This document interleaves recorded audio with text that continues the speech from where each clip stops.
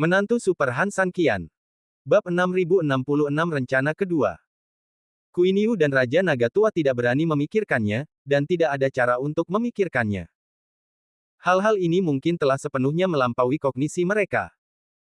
Jika mereka harus membayangkan pemandangan itu, mereka berdua hanya dapat memikirkan 4 kata, yaitu, merusak tanah. Han San Qian tersenyum tak berdaya. Di depan kura-kura tua itu, mustahil baginya untuk menyembunyikan kekuatannya. Tidak mungkin. Kura-kura tua itu sendiri memiliki kemampuan persepsi yang sangat baik, dan yang terpenting adalah ketika dia sedang menyembuhkan, dia menggunakan darah kura-kuranya sendiri untuk mengisi ulang dirinya sendiri. Oleh karena itu, dia secara alami memahami beberapa kondisi di tubuhnya lebih baik daripada banyak orang. Kamu satu-satunya yang terlalu banyak bicara. Han San Qian tidak bisa menahan diri untuk tidak mengeluh tentangnya tanpa daya. Baiklah, biarkan saudara-saudara pergi ke sumber air untuk beristirahat. Han San Qian memerintahkan. Meskipun sumber air tersebut mampu melestarikan 2 sungai tersembunyi di bawah pengaturan Han San Qian. Pertemuan sungai-sungai ini tidak boleh terlalu besar, karena itu akan sepenuhnya terungkap. Dalam hal ini, para pelaut secara alami perlu tunduk pada batasan tertentu. Oleh karena itu, sekarang perang telah berakhir sementara, para pelaut ini juga perlu segera memulihkan kekuatan mereka. Raja Naga Tua tidak berani mengabaikannya, dan melambaikan tangannya untuk membiarkan para prajurit bergegas mengisi ulang. Ngomong-ngomong, Tuan Han, meskipun kita memenangkan pertempuran pertama, saya telah mengamati bahwa musuh hanya mengirim 1 gelombang prajurit untuk berduel dengan kita dari awal hingga akhir, dan prajurit berikutnya telah mengamati pertempuran dari belakang. Saya pikir setelah mereka gagal kali ini, mereka pasti akan menyatukan mereka semua untuk menyerang kita. Apa rencanamu? Han San Qian tidak berbicara pada awalnya. Sebenarnya, ini juga merupakan bagian tersulit dari masalah ini. Dalam pertempuran pertama, Han San Qian pada dasarnya berharap bahwa dia akan menang. Dan faktanya adalah bahwa dia pada dasarnya mencapai persyaratannya tanpa bahaya apapun. Alasan penilaian seperti itu sebenarnya sangat sederhana. Pertama, Han San Qian cukup percaya diri dengan taktiknya sendiri. Kedua, Han San Qian juga mempelajari beberapa informasi dasar tentang orang-orang berpakaian hitam ini dari Raja Naga Tua sejak awal, dan tahu bahwa mereka terbagi menjadi 2 gelombang. Oleh karena itu, dalam kasus 2 gelombang, pasti akan ada pertikaian yang tak terhitung jumlahnya di kedua belah pihak. Tidak mungkin. Di era damai, meskipun tampaknya tidak ada perang, itu tidak berarti bahwa persaingan kekuatan akan cenderung tenang. Bahkan, mereka lebih banyak arus bawah daripada biasanya. Karena tidak ada ancaman dari musuh eksternal, sebagian besar waktu mereka akan memilih untuk menghilangkan ancaman internal. Seperti kata pepatah, ketika dunia bersatu untuk waktu yang lama, ia akan terbagi, dan ketika terbagi untuk waktu yang lama, ia akan bersatu. Han San Qian menduga bahwa kedua keluarga itu pasti berselisih satu sama lain. Jika tidak, setelah ia memprovokasi sekelompok orang ini, ia tidak akan semudah itu dikejar oleh gelombang orang, tetapi kemungkinan besar akan diburu dan dikepung. Setelah menganalisis situasi mereka atas dasar ini, Han San Qian tahu apa yang sebenarnya dihadapi musuh dalam pertempuran pertama. Meskipun kedua keluarga itu bergabung, karena mereka berselisih satu sama lain, tanpa banyak tekanan eksternal, mereka benar-benar akan menyaksikan pihak lain dan musuh bertarung dengan sengit dengan mentalitas duduk di gunung dan menyaksikan harimau bertarung. Mereka bahkan mungkin pergi untuk melihat betapa lucunya hal itu setelah pihak mereka kalah. Oleh karena itu, Han San Qian harus memuaskan orang-orang yang menyaksikan kegembiraan itu, dan ia harus memanfaatkan kesempatan yang mereka berikan kepadanya untuk mencapai pembalikan yang baik. Akan tetapi, meskipun ini dapat memenangkan perang pertama dengan sukses, hal itu justru akan membuat perang keduanya menjadi lebih sulit. Karena tekanan eksternal pada mereka sudah cukup besar, yang cukup untuk membuat mereka bersatu sepenuhnya dan membentuk kekuatan yang efektif. Sekarang saatnya pertempuran yang sebenarnya dimulai. Han San Qian berkata. Akan tetapi, kita juga memiliki beberapa keuntungan. Han San Qian menunjuk ke langit di luar kuburan dan berkata, sekarang sudah siang, yang berarti serangan umum musuh akan diluncurkan pada sore hari. Tetapi hanya butuh satu sore untuk mengalahkan kita, yang agak ketat, jadi musuh dapat membuat dua pilihan untuk situasi ini. Raja Naga Tua itu mengangguk, yang pertama adalah berharap kemenangan cepat dan mengalahkan kita sepenuhnya ini untuk menghindari lebih banyak masalah. Yang kedua adalah menghabiskan lebih banyak waktu dan bertarung secara perlahan. Meskipun ini lebih stabil, itu akan memakan waktu lama. Han Sanqian tersenyum. Itu benar. Bab 6067, merumuskan metode. Yang pertama, pertempuran cepat, serangan lawan akan cukup ganas, tetapi karena mereka terlalu mengejar kecepatan, begitu kita dapat menahan gelombang serangan pertama mereka, mereka tidak akan jauh dari kegagalan. Tergesa-gesa akan membuang-buang waktu, dan mengejar kecepatan pasti akan mengabaikan stabilitas, yang dapat memberi Han Sanqian dan yang lainnya kesempatan untuk memanfaatkannya. Terutama setelah Han Sanqian dan yang lainnya memenangkan perang pertama, moral mereka adalah kemenangan besar, sementara moral lawan relatif rendah, dan mereka akan merasa cemas. Yang terakhir, mereka akan menyerang kita selangkah demi selangkah, sehingga mereka akan sangat solid dan stabil secara keseluruhan. Kami ingin membuat beberapa pengaturan dan serangan diam-diam dari tingkat taktis, yang mungkin tidak terlalu penting. Namun, secara relatif, serangan mereka tidak akan terlalu ganas, dan sebagian besar orang kita dapat bertahan hidup sore ini. Tetapi melakukan itu bukanlah hal yang tak terkalahkan, karena struktur medan dan lingkungan di sini istimewa. Pada malam hari, kelompok orang ini sama sekali tidak dapat bergerak. Berdasarkan hal ini, itu juga menciptakan periode jendela untuk gaya permainan ini. Inilah yang disebut malam panjang dan semakin banyak mimpi yang ada. Jangan lupa bahwa sekelompok dari kita dapat mengambil tindakan. Orang-orang ini, tentu saja, termasuk Han Sanqian, Lian Hua dan Xiaonu. Ya, mungkin sebelumnya ketiga orang ini tidak dapat melakukan apa-apa, karena Han Sanqian, tulang punggungnya, dibatasi oleh kultivasinya. Jadi, bahkan jika musuh ada di sana, Han Sanqian tidak dapat menyebabkan kerusakan yang efektif. Mungkin, setelah semalaman, dia kelelahan, dan ketika dia melihat ke belakang, dia menemukan bahwa pihak lain baik-baik saja, hanya kehilangan beberapa ratus atau bahkan 1000 orang. Tetapi sekarang berbeda. Han Sanqian, yang telah memulihkan banyak kekuatan, adalah mimpi buruk bagi semua orang. Bahkan jika musuh terjaga, sebenarnya sulit untuk menahan serangan efektif orang ini, belum lagi di malam hari, orang-orang ini masih tidak dapat bergerak. Bukankah itu hanya target hidup bagi Han Sanqian? Han Sanqian dapat bertarung sesuka hatinya. Dengan kultivasinya saat ini, sama sekali tidak ada masalah dalam membunuh ribuan atau puluhan ribu musuh dalam satu malam. Terlebih lagi, ini masih berdasarkan kondisi bahwa musuh memiliki fondasi pertahanan. Jadi, jika kita dapat mengulurnya hingga malam, maka situasinya tidak baik bagi kita, tetapi setidaknya dapat menyebabkan kerugian besar bagi musuh. Di medan perang, ketika dua pihak saling berhadapan, kerugian musuh sebenarnya adalah pertumbuhan kekuatan kita. Han Sanqian berkata sambil tersenyum. Kura-kura tua itu tersenyum, itu masuk akal. Aku setuju dengan apa yang dikatakan kakak tertuaku.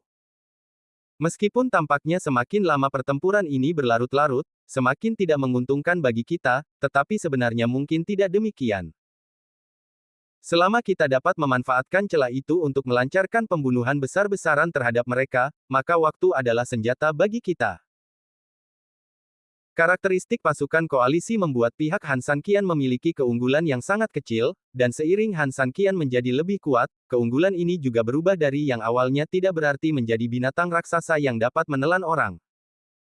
Tetapi bahkan jika kita menyeretnya ke malam hari, dengan gerakan luar biasa Tuan Han di medan perang, saya menduga musuh juga akan bersiap untuk ini.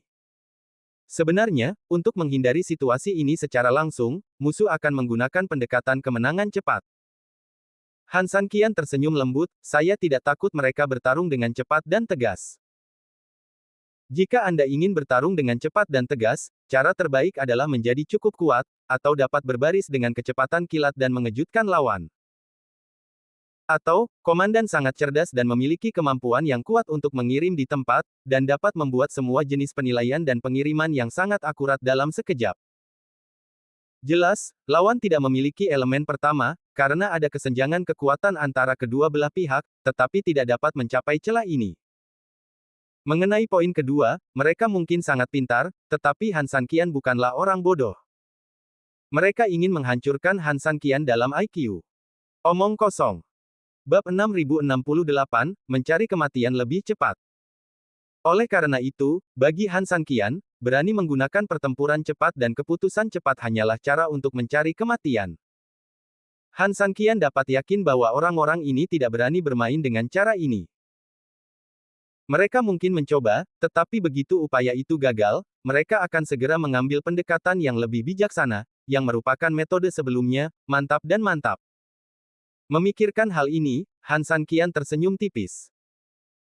Mereka tampaknya memiliki banyak pilihan, tetapi sebenarnya, di hadapanku, mereka hanya memiliki satu pilihan, dan pilihan ini juga merupakan jebakan yang akan kubuat untuk mereka. Jika mereka masuk ke dalamnya, mereka akan mati tanpa tempat pemakaman. Raja Naga Tua. Han Sanqian langsung memerintahkan dengan suara dingin.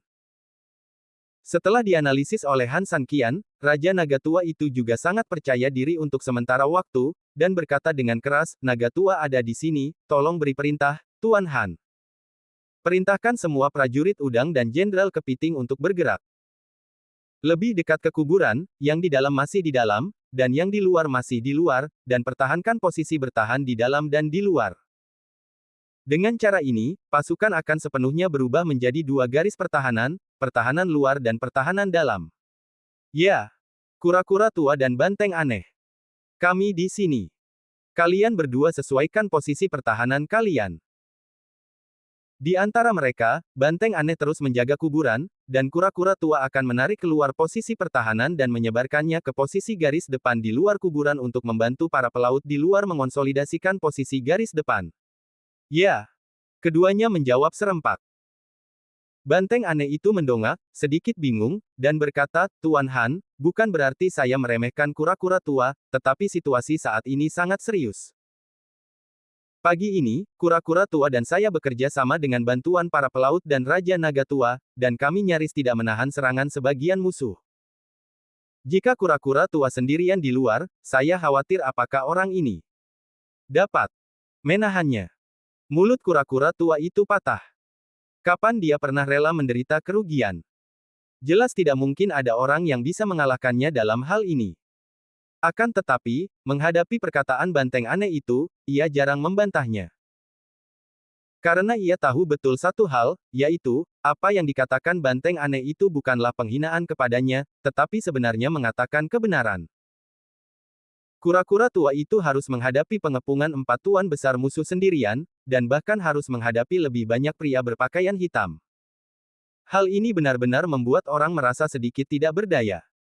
Saudaraku, aku harus menjelaskannya terlebih dahulu. Aku tidak takut mati. Aku Basia yang bermartabat, dan aku tidak pernah takut pada siapapun dalam hidupku. Namun, situasi saat ini memang istimewa. Aku takut jika aku bertahan sendiri, aku tidak akan bisa bertahan. Bukankah itu akan membuang-buang waktu dan bahkan menunda kesempatan untuk bertarung? Han Sanqian tentu saja dapat mendengar makna tersembunyi dari kata-kata lelaki tua itu. Meskipun dia tidak bermaksud pengecut, dia sebenarnya penuh dengan sifat pengecut. Bagi kura-kura tua, tugas ini memang terlalu sulit. Han Sanqian sendiri sangat jelas tentang hal ini. Jangan khawatir, aku tidak memintamu untuk bertahan sendirian. Han Sanqian selesai berbicara dan menatap Raja Naga Tua, aku butuh sekitar 1000 pembantu. Yang terbaik adalah jika semua pembantu ini adalah elit di antara para elit. Tentu saja, selain memiliki tingkat kultivasi yang lebih tinggi, yang terpenting adalah orang-orang ini memiliki kekuatan fisik yang sangat baik. Raja Naga Tua itu sebenarnya bisa memahami bagian pertama kalimat itu. Bagaimanapun, orang-orang yang mengikuti Han Sanqian pastilah orang-orang elit di antara orang-orang elit, tetapi dia benar-benar bingung dengan bagian kedua kalimat itu. Apa maksudnya ini? Setelah sekian lama, kekuatan fisik masih dibutuhkan. Ini bukan pekerjaan yang berat, mengapa repot-repot? Han Sanqian tersenyum tipis, kenapa, aneh? Maafkan aku karena bersikap kasar, ini benar-benar membuatku sedikit bingung. Raja Naga Tua itu tersenyum canggung.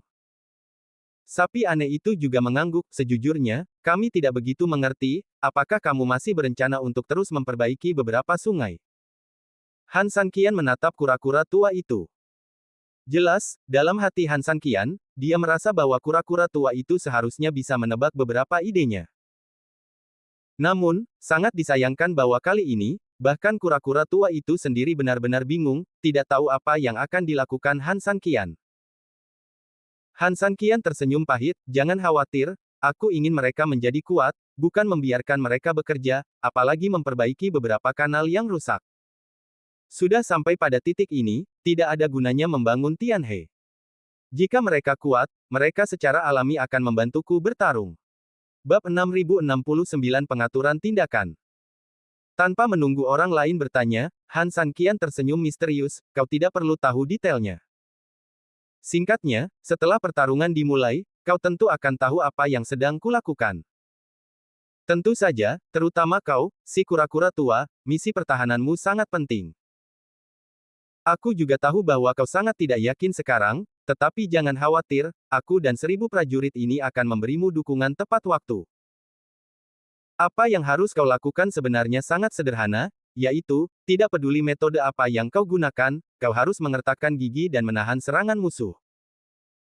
Gelombang serangan pertama musuh harus berupa pertempuran cepat, jadi tentu saja serangannya akan cukup sengit, yang merupakan ujian besar bagi si kura-kura tua. Oleh karena itu, bahkan jika Han Sanqian tidak bermaksud memberitahu si kura-kura tua tentang pengaturannya sebelumnya, ia harus memberinya cukup dorongan sebelum perang. Ketika si kura-kura tua mendengar ini, meskipun ia masih sedikit malu-malu. Ia juga tahu bahwa kakak tertuanya sangat cakap dan pikirannya cukup cepat. Oleh karena itu, karena ia dapat mengucapkan kata-kata seperti itu pada dirinya sendiri, kura-kura tua itu benar-benar yakin bahwa Han Sanqian memiliki caranya sendiri. Jangan khawatir, kakak besar. Singkatnya, cangkang kura-kura tua itu pecah dan ia kembali ke barat, atau aku akan tetap di posisi itu. Han Sanqian tersenyum tipis, baiklah, dalam hal ini, semua orang mengambil posisi masing-masing. Sebelum pergi, aku akan mengatakan satu hal lagi kepada semua orang, yaitu, situasi yang kita hadapi saat ini memang sangat rumit. Bahkan, di mata sebagian orang, hidup kita berada di ujung tanduk. Namun, aku, Han Sanqian, tidak pernah bertarung tanpa rasa percaya diri. Karena aku berani membiarkan semua orang mengerahkan pertahanan hari ini, pasti ada harapan untuk mengalahkan lawan. Jadi, semua orang hanya menghiburku, dan kemudian menyelesaikan. Semua. Aku dapat menjamin bahwa aku akan menuntunmu untuk menyelesaikan beberapa hal yang menakjubkan. Jika kamu tidak dapat melakukannya, aku, Han Sanqian, akan menjadi orang pertama yang memenggal kepalaku untuk meminta maaf kepadamu. Kata-kata Han Sanqian harus diakui untuk meningkatkan moral di kedai teh. Lagi pula, di antara kelompok orang ini, Han Sanqian adalah pemimpin yang mutlak. Secara umum, kematian bawahan tidak ada hubungannya dengan pemimpin. Bahkan dapat dikatakan bahwa bawahan dapat meninggal, tetapi keselamatan pemimpin juga harus dijamin. Sekarang, karena pemimpin bersedia mati untuk memastikan keberhasilan rencana, tentu saja setiap orang akan cukup percaya diri dalam melaksanakannya. Ini seperti ekspedisi pribadi yang disebut kaisar. Orang besar ini bersedia bermain denganmu di medan perang tanpa peduli dengan hidupnya, yang berarti bahwa pertempuran ini kemungkinan besar akan dimenangkan, jika tidak, orang besar itu tidak akan seperti ini. Melihat bahwa kata-kata Han Sanqian meningkatkan moral. Sebagai pengendali sebenarnya dari para pelaut, Raja Naga Tua juga tahu bahwa dia harus berbicara saat ini. Memikirkan hal ini, Raja Naga Tua juga menepuk dadanya secara langsung, Tuan Han bisa mati untuk menebus dosanya, jadi Raja Naga Tua akan menjadi yang kedua. Banteng aneh itu tertawa dingin, aku yang ketiga. Kura-kura tua itu mendesah, hei, sekelompok orang vulgar, kalian selalu menggunakan cara kekanak-kanakan untuk melakukan sesuatu. Sejujurnya, aku membenci kalian. Namun, kita semua bersama. Jika aku tidak bermain denganmu, itu akan menunjukkan bahwa aku tidak pada tempatnya. Jadi oke, aku yang keempat. Suzaku mendengus dingin, kura-kura tua itu sangat berani, tidak ada alasan bagiku untuk tidak mengikutinya. Tidak peduli apa identitasku, tidak peduli di kubu mana aku berada, kura-kura tua ini dan aku tetap bermusuhan. Apapun yang dia lakukan, aku pasti tidak boleh kehilangan arah. Aku yang kelima. 5 orang paling kuat. Telah mengungkapkan pendapat mereka satu demi satu. Dengan kata lain, kelompok inti dari seluruh tim memiliki tekad yang kuat, dan para prajurit di bawah secara alami lebih percaya diri. Bagaimanapun, pemimpinnya bersedia mati, pilihan lain apa yang mereka miliki. Oke. Selama posisi itu ada, kita akan berada di sana.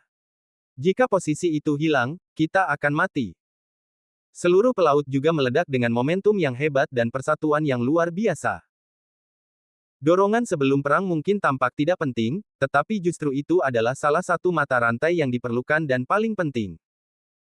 Perbedaan dalam efektivitas tempur antara tim yang penuh momentum dan tim yang sedang terpuruk sebenarnya sangat berbeda.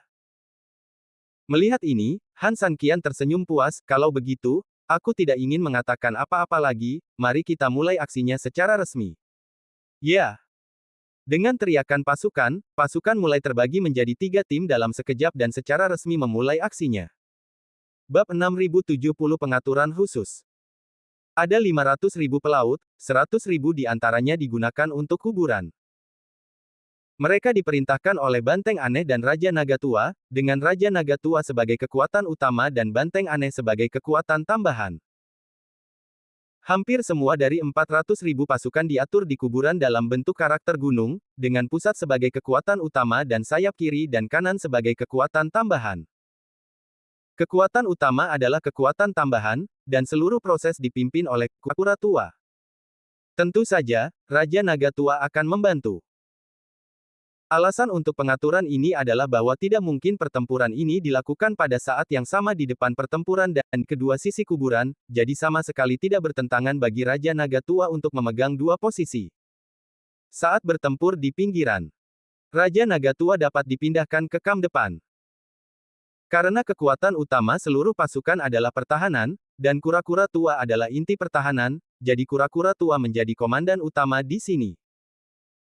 Pentingnya Raja Naga Tua sebagai wakil komandan adalah bahwa ketika pertahanan sepenuhnya efektif atau tidak memadai, ia dapat melakukan pemindahan atau penambahan pada saat pertama dengan mengamati situasi keseluruhan, dan dapat melakukan serangan balik atau mengkonsolidasikan beberapa celah dalam pertahanan pada saat pertama.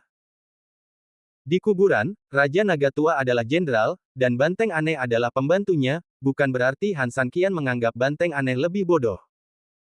Meskipun kura-kura tua memang jauh lebih pintar daripada Banteng Aneh. Namun makna yang lebih dalam dari pengaturan ini adalah bahwa jika garis depan hilang, kuburan akan menjadi penghalang terakhir.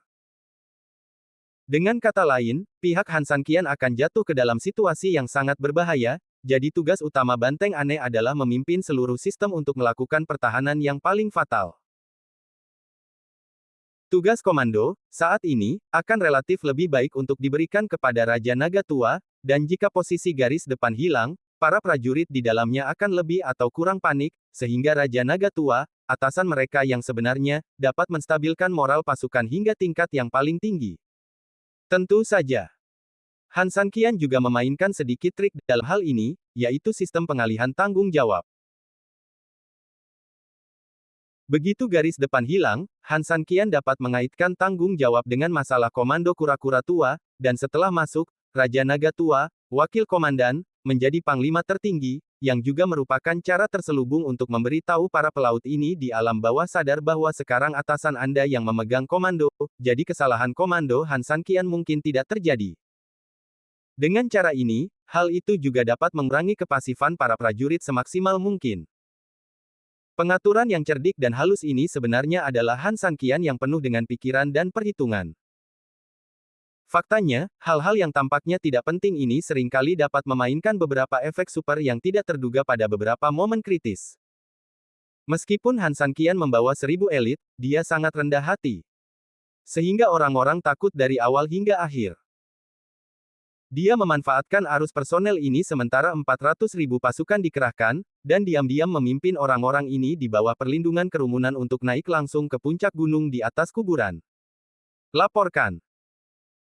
Di sisi ini, melihat mereka bergerak, pengintai itu berlari ke Sulong dan utusan terdepan pada saat pertama, kami menemukan bahwa Han Sanqian memanfaatkan pengerahan pasukan dan diam-diam naik ke puncak gunung bersama orang-orang. Meskipun mereka sangat tersembunyi, kami masih menemukan petunjuk halus ini. Mendengar laporan dari pengintai itu, Sulong mendongak dengan bingung. Di puncak gunung, memang tidak jelas di mana Han Sanqian dan yang lainnya berada. Jika pengintai itu tidak kembali untuk melapor, mereka benar-benar tidak akan menyadarinya sama sekali. Mengapa Han Sanqian berlari ke puncak gunung? Tetua kedua berkata dengan aneh. Tetua ketiga mengerutkan kening. Saya dapat mengerti bahwa orang ini mengerahkan sejumlah besar pasukan di depan kuburan, karena mereka tahu bahwa kita akan melancarkan serangan umum terhadap mereka selanjutnya, tetapi puncak gunung. Sial, si idiot ini tidak akan berpikir bahwa kita akan menyerang dari puncak gunung, jadi dia sengaja mengerahkan pertahanan di sana. Tetua pertama menggelengkan kepalanya dengan kuat, ini tidak mungkin. Tidak mungkin untuk melancarkan serangan mendadak di puncak gunung. Kita tahu betul ini. Han Sanqian tidak mungkin tidak menyadarinya. Pintu masuk ke kuburan hanya sebesar itu, jadi menjaga posisi di pintu masuknya sama saja dengan menjaga segalanya. Belum lagi Han Sanqian, yang telah membodohi mereka sebelumnya, tidak akan melakukan ini, bahkan mereka sendiri tidak akan pernah melakukannya. Pada titik ini, dia melihat ke arah tetua keempat yang selalu pintar. Tetua keempat, menurutmu mengapa Han Sanqian melakukan ini? Tetua keempat sedikit mengernyit, berpikir sejenak, dan berbicara.